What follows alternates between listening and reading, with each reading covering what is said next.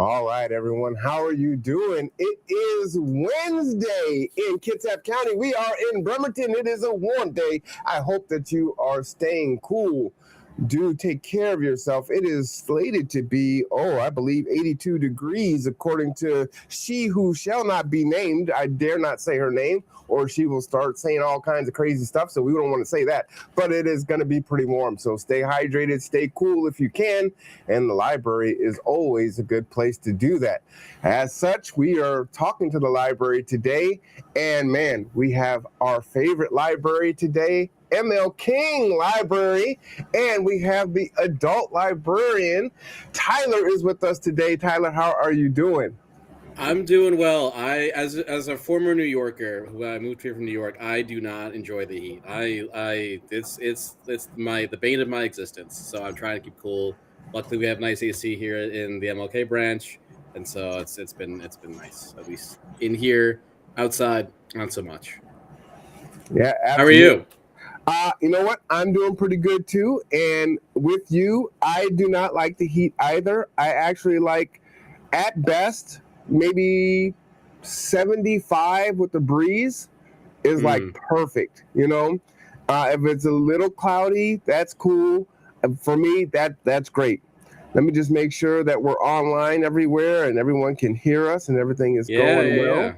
Of course. But man, we got a great conversation for you today, man. This is the first podcast with the library since Priya uh, has come on, which has been, man, probably more than a year ago. Oh man, we're 5x5. Everything is great over there. Oh, that's great. I'll just love to hear it. So Yes. I'm glad that you are here. And you've got some really cool things to talk about. So I didn't even want to bury the lead. What we're going to jump into first? I've been such a big in my career. I always want to talk about Brainfuse because it's such an underutilized service that the library offers, and every library I've worked at has offered Brainfuse. Like it's no matter where I've worked, people just don't know about it, and for me that's such a shame because it's so good, it's so useful. Um, if people aren't familiar with Brainfuse, the basic edition is K through 12 tutoring with like certified qualified tutors. Um, and they're available, those tutors are available every day from 1 to midnight basically. And they'll sit with you for the full like 8-9 hours every day. If you have questions for them, for K through 12 tutoring, they won't give you the answer. They'll like help you work towards the answer. You could submit them homework that you don't understand. Maybe if you're struggling to like teach your kid a particular lesson, or if they have a particular hard homework or something that you're not quite grasping, this is a great tool. Or if they just need a little extra help, they can also get that. It does also have at its basic level GED help. So if you're wanting to get like some prep for taking the GED, you can get that with them. They have people who will sit with you and help you prepare for the GED. They'll help you prepare for taking the citizenship exam, and they'll also help with English as a second language. And there's many of the tutors are also available in Spanish if you're wanting that as well. Um, we just got a new service called Brainfuse Job Now, which is their add-on to this. So instead of just having this K through 12 GED and citizenship, now we have live job coaches who will not only help you build a really nice looking resume, but will sit with you, look for jobs that they think that you might be good for your skill set, or match you with a skill set of a kind of thing, and they'll also sit with you and help you directly apply for those jobs online at your convenience, as long as it's within that 11 to 8 every day. So if you're like I'm struggling to use this AI interface on this job that I'm trying to apply to, they will sit with you and then help you apply to that job, help you fill out the questions, all of that, and they'll do it with you live right then and there. And I can't think of any better service than that. They'll sit with you to do interview prep if you wanted to just do like a mock interview with them to like sort of get the nerves out, or to get some pointers on really good interviewing. And so all of these things are totally free. You can either use them in our library, or if you have a library card with Kitsap Regional Library, you can use them anywhere. If you're on vacation, I don't know, in the Bahamas or something right now, then you could still be on Brainfuse then, as long as you have a Kitsap Regional Library card and an internet connection. So you can do this at any time, anywhere, with your KRL card, and it's so useful. Again, I need to reiterate, it's totally free. There's no charge, never will be a charge, and you can use this as often as you want. They will not get annoyed with you. They will be happy and delighted that you are asking them questions.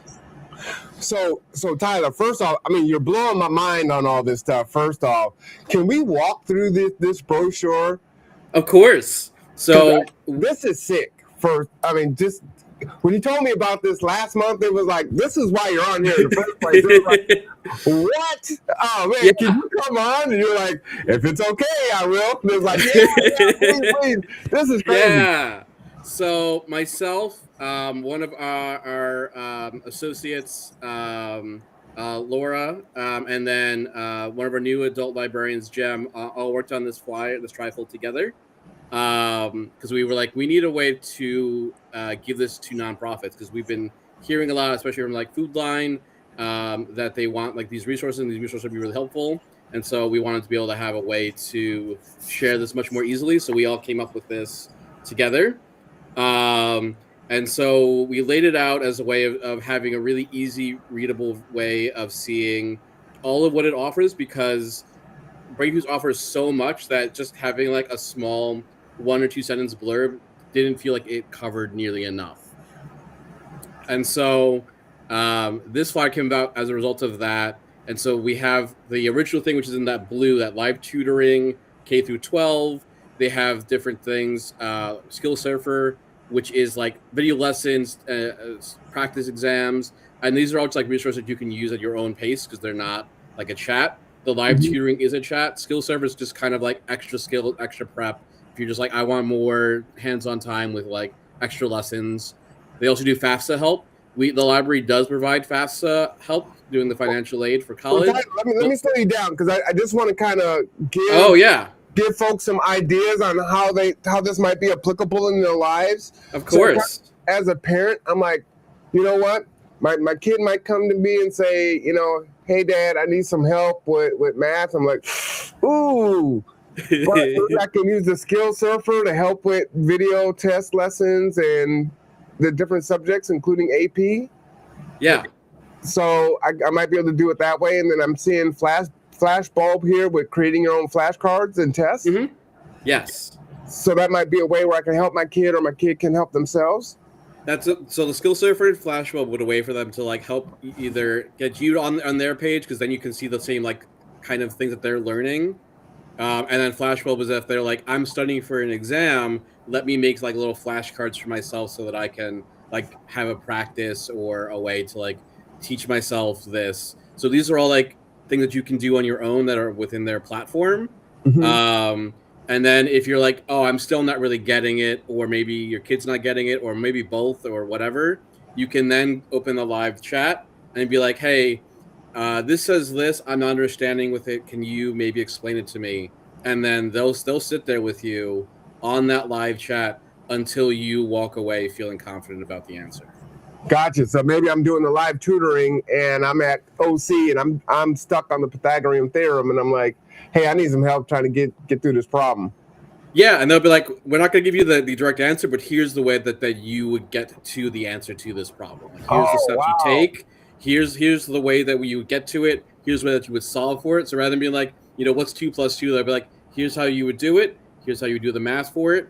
And then let's see if you can figure it out through these steps. And they'll keep repeating. They'll keep trying different ways for you to understand it.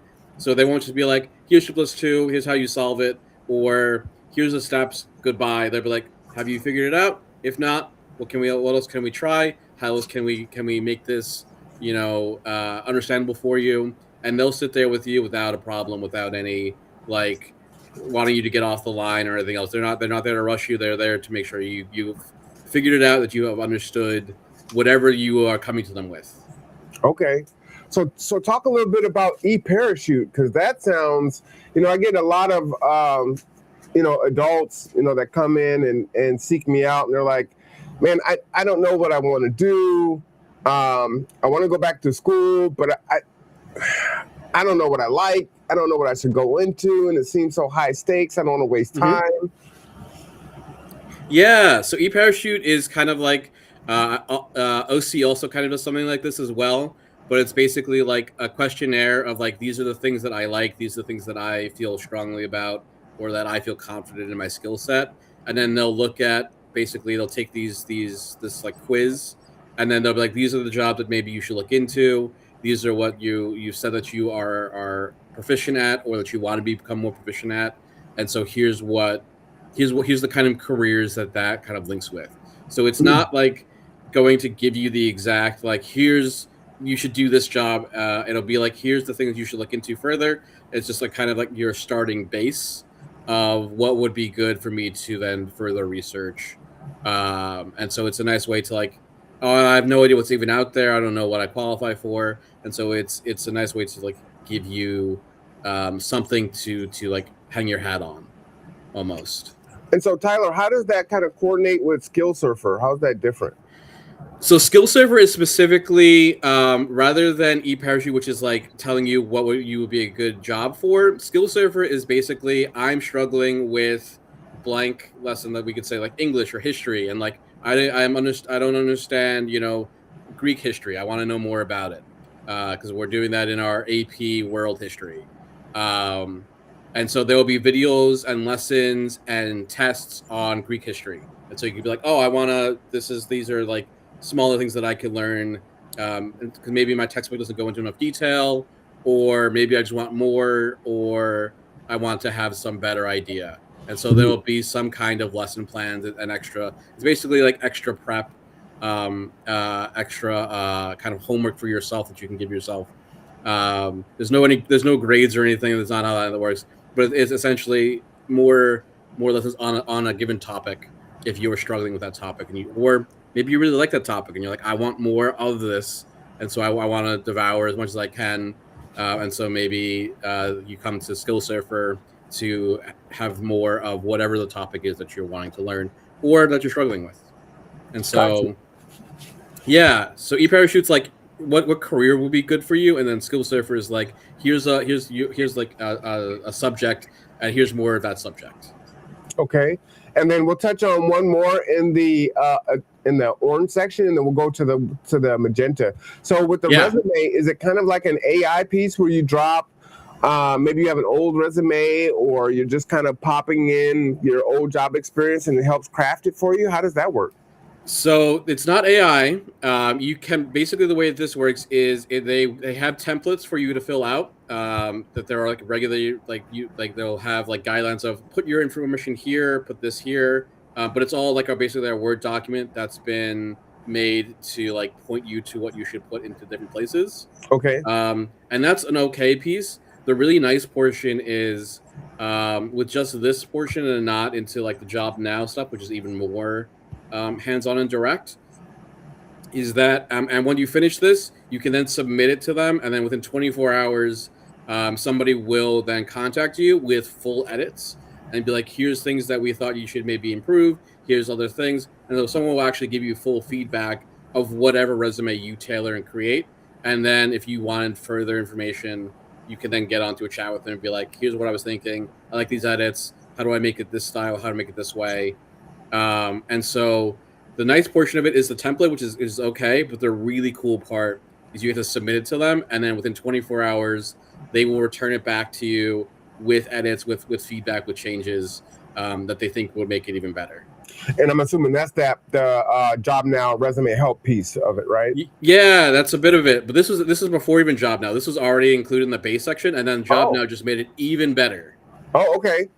Yeah, so they'll take that resume in the Job Now piece, and then start to like put that out there into different like all of those like job applications. They'll be like, here's how we put this resume into their AI job, application service, whatever they have. And so they'll walk you through taking your resume that you created, that you've had their feedback from, and then using that to then apply for a job. So they'll sit with you and be like, all right, let's go on to Indeed, let's go on to Monster, let's go on to whatever jobs you're looking at or whatever jobs you think you want to apply for, and then we'll take that resume and we'll put all the information into their specific user interface, their specific application thing, and so they'll take all of that and then help you and sit with you, and make sure you get everything you can possibly out of the experience, but also that you put your best foot forward when applying to a job. All right, so let's get into interview and skills. Now, this is one where folks are terrified of interviewing. And so when I see this live one-on-one interviewing and coaching, get into that, because I think this is one of the biggest. Easily. I can tell from just experience, like the way that people interview is so different. Even for myself, like I use this a little bit because the way that interviews are done in New York versus the way interviews are done in Washington was so different that like it was very jarring to me, and so I needed some extra practice myself. And so they'll sit with you, they'll give you like practice questions, they'll give you ideas of what to say, even things like what you should maybe wear. Like they'll give you some tips on like how you should present yourself, what should be an outfit. They'll sit with you and then go over like, oh, you answered it this way, have you thought about maybe answering it this way? And so they'll give you kind of pointers and tips, and you can just keep practicing as much as you want. So just having that ability to like get asked questions, get feedback, know how you're doing, see if you're communicating whatever you think you're communicating. And so it at least for me, using this was a great reliever of like a lot of the stress and tension.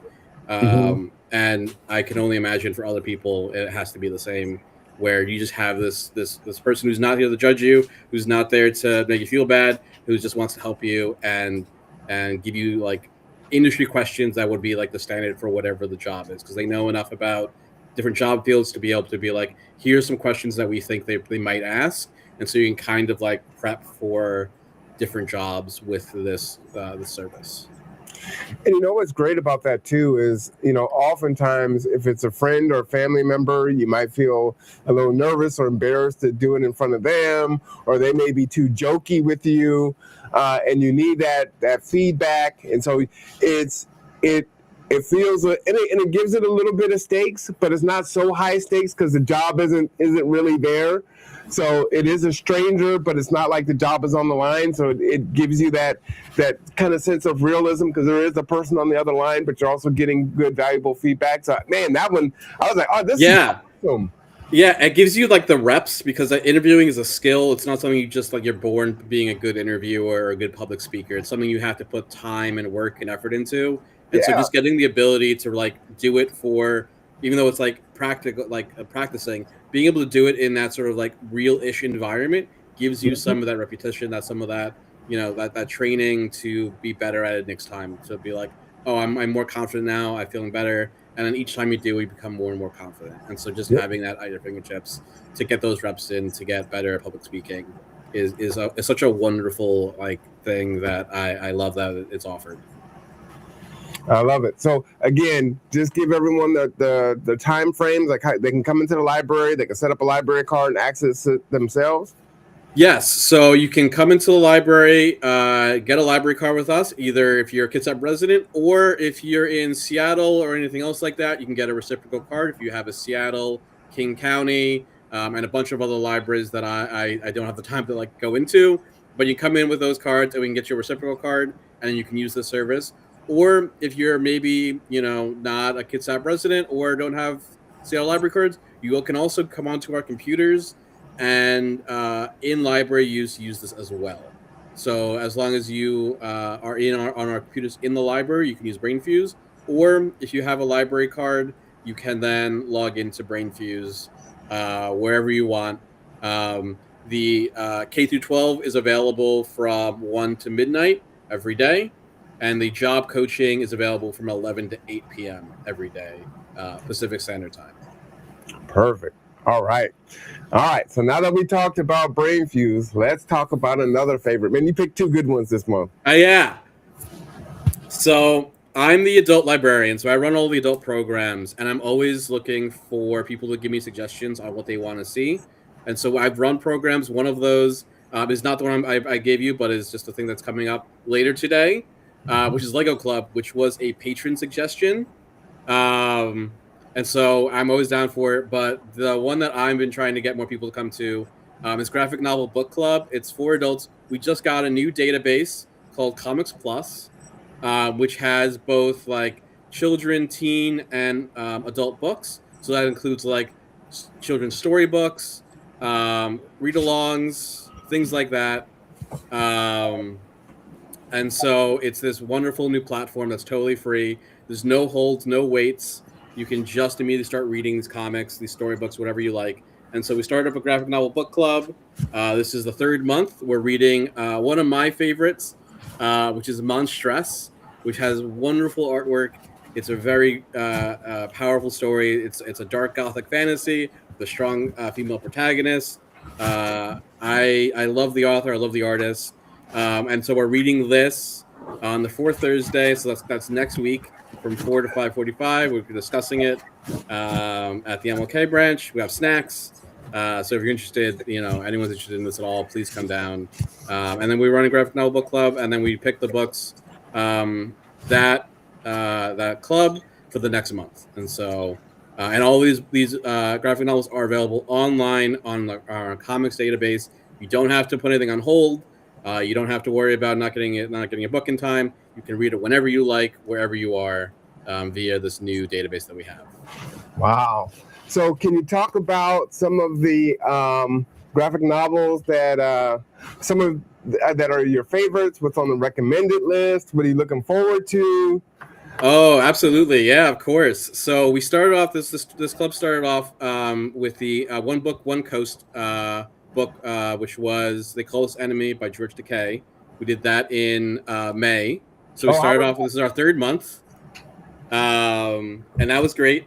Okay. And then for June, we did a manga, She Loves to Cook and She Loves to Eat, which is this wonderful sapphic romance about like body positivity, about just like a wholesome, there's no like, for the book that we read last month, there's no like antagonist, there's no villain. It's just two people growing in love with each other, and it's a very sweet, very wholesome book. And then Monstress is this one, which is one of my personal favorites. Because someone asked me, was like, I want to read one of your favorites. So I was like, you got it. Here's the one that I love. Here's the one I think everyone is about. For my own collection, my own taste, I'm a really big fan of the newest run of the Absolute comic books from DC. So Absolute Batman. They're essentially, and what makes them so unique and so interesting, if you haven't heard of these, we might read them because they're very, very popular. We might read them for Graphic Novel Book Club, is that they're essentially deconstructions of popular DC heroes, so Batman, Superman, etc. And so, as an example of how weird they are, everyone knows Batman's origin story. Everyone knows Batman pretty well, I feel like. So Absolute Batman doesn't have any money. He's actually a garbage truck worker who makes his garbage truck into the Batmobile. His mom's alive. He has friends of just like the downtrodden, who are like the Penguin and the Riddler, all his friends. And he's just like this guy. He has no connections. He has nobody to support him. He's there on his own. He gets nothing from it, and he's just trying his best to be a good person. It's super weird, right? That's super weird. Yeah, it's such a deconstruction of it. All of the characters are like what makes them like their base level. What makes them interesting? What makes them memorable or hopeful? Some of them even play with light. Martian Manhunter is this really cool thing where one of the pages, because Martian Manhunter is all about like light and emotion and color, is that some of the pages actually ask you to put them backing with the sun, so like put them in the sun, because then the colors bleed through for like a secret image or a secret idea. And so some of these even play with like whole things of the comic itself can be part of like a mystery. And they're just wonderful. They're well written. They're very lovely. It's a unique telling, right? Yeah, it's a really like retelling. It's very unique, and they all have crossovers. They all have these new things. Like Wonder Woman has no family, doesn't have like the Amazons, doesn't have any backing. Superman's born and raised on Krypton, doesn't have the Kents, isn't a farm boy. Lex Luthor, who traditionally is very bald and very maniacal, who owns his like corporation, he's a farmer who wears flannel and has hair. Like all of these things are like different to what they normally are, and it's because they're trying to be like this sort of very hopeful, but also very like all of the heroes are starting off in this way where they're not like the dominant power. They're essentially where the villains are in most comics, where they have no supports, they have nothing, and they're trying their best to do good in a world that is evil. Should we not do spoilers? Like what's kind of overarching and not talk about? I'm not giving any spoilers. You should read yourself. We have it available on Comics Plus. But those are really good. Felicia Day came out with a really great book, Lost Daughter of Sparta. I just read that. I just picked that up. That was wonderful. Mm-hmm. So there's a lot of books that I read, and I'm always happy to like give recommendations. I'm a big graphic novel person. I think it's such an interesting medium. I've run, as an aside, I've run a video game book club where we played video games and then talked about them like they were a book. Talk about that. Yeah, unfortunately, we didn't have enough people who were interested. We had I might bring it back at some point if people are express interest, but we didn't have enough people showing up that I discontinued it. But at one point, I had met with the marketing lead at one of the big publishers, Devolver Digital, and they had actually offered to give us free video game codes to give out, and then still nobody showed up. So, unfortunately, I tried my best, but I ran it before at my old library because before I became a librarian, I worked in the video game industry, so I have a couple connections, and so I had a couple guest speakers for one of them talking about being a narrative designer, things like that. Because I'm a big video game head. I actually worked as the Atari archivist for the Shaw Museum of Play as an intern when I was in grad school. And so video game history and all of that is something that I know a lot about. And so I can talk a lot about that for forever. But yeah, we ran a video game book club for a little bit. I run Dungeons and Dragons. I run a lot of D&D for the library. We do a lot of crafts. We just made bath bombs this month. And we did our vinyl record wall clock. We took vinyl records and made them into like a little clock. Okay. And we've done my favorite thing that we've done this year, though. I don't know if you've heard, but we did speed friending. We did it twice, but basically we ran it at Ashley's Pub on 4th Street in Bremerton, where we had very easy to play board games, and then people would rotate to different tables to try to make friends and to like get people's numbers so they can get in contact and become friends with them. And so we had this whole system. We had about 40 people total come to these events. Nice. And so then they got to do all of these speed friendings and meet new people and build community. And it was wonderful. And now we're starting to run this kind of event kind of quarterly as a result of it being so popular. So I try to be out in the community, try to do things. There's a lot of events that I try to do, and I try to be everywhere I can. But man, that's a lot of fun. I hope you can get the video game book club going again. So, did you ever play Destiny 2? Oh yeah, absolutely. So is it like getting deep into the lore of a video game? It was getting deep into the lore, but also looking at like the history of the genre that we were talking about. So like, here's like this cool game. Here's what it's about. But like, here's also what came before it. Here's what inspired it. Here's what's interesting about the way it took what's inspired it. So it's like you would kind of analyze like a book, and like if you were analyzing any kind of book, and be like, here's what this is an allegory for. Here's what it's referencing. Oh, wow. Here's sort of the history of what it's talking about.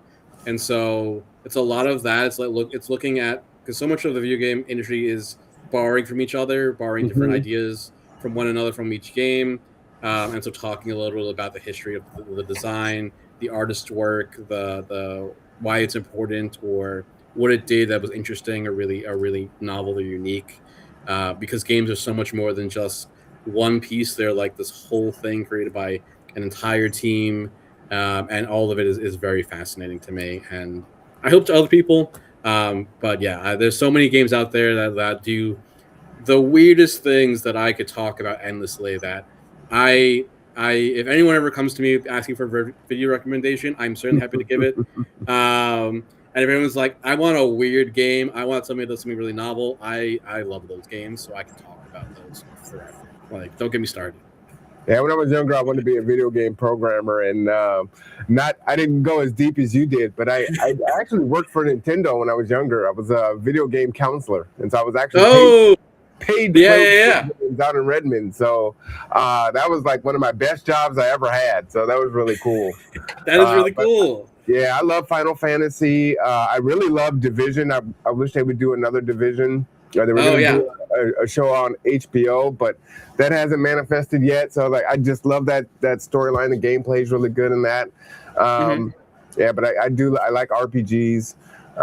That'd be really awesome. And I really like Absolute Green Lantern. So that's yes. Want to see how that kind of plays out. So I've been loving Absolute Green Lantern. Wonder Woman, Absolute Superman is good. I like Batman. Martian Manhunter, it's so unique. I do like it, but it's weird. It's a lot. It's weird. It's weird. It's a lot.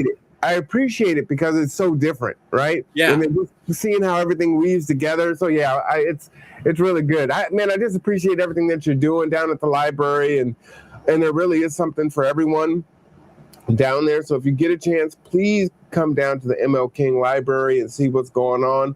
It's a long summer. And if you feel like you're bored and like there's nothing going on, man, there's a ton of stuff going on at the library. Always. Yeah. Well, I'm going to give you the last word, and because I know you and I are going to be in a meeting in about an hour, and then you've got, something happening at 4. So yeah. Last word is, if you ever have any ideas for programs or thoughts, you're like, oh, I really wish I could see this in the library, see whatever this is, whether it's video game book club or something new, something totally different that I never thought of, reach out to me. My email is tkassten@krl.org, and I'm happy to see if I can make a program out of it. That's what came out of from Lego Club. We had a patron who was like, I really want to do just Legos with people. I want to build community. I want to play with Legos. And now it's taken off. We went from like one person to we get like 8 to 10 people twice a month building Legos with me every month. And so if you have an idea, contact me. Let me know. I'm down for it. I want to do it. Wow. All right. And if you haven't been to the ML King Library, that's at 612 5th Street in Bremerton. Check it out. Anyway, for Tyler and the ML King Regional Library, downtown Bremerton, I am R1 Cameron. This is The Conduit. As always, take care of yourself, take care of each other. We'll see you next time. And in 1 hour, the Kitsap Housing and Homeless Coalition meeting will air right here on the Conduit Podcast Network. So we'll see you soon. Until next time, everyone. Bye-bye.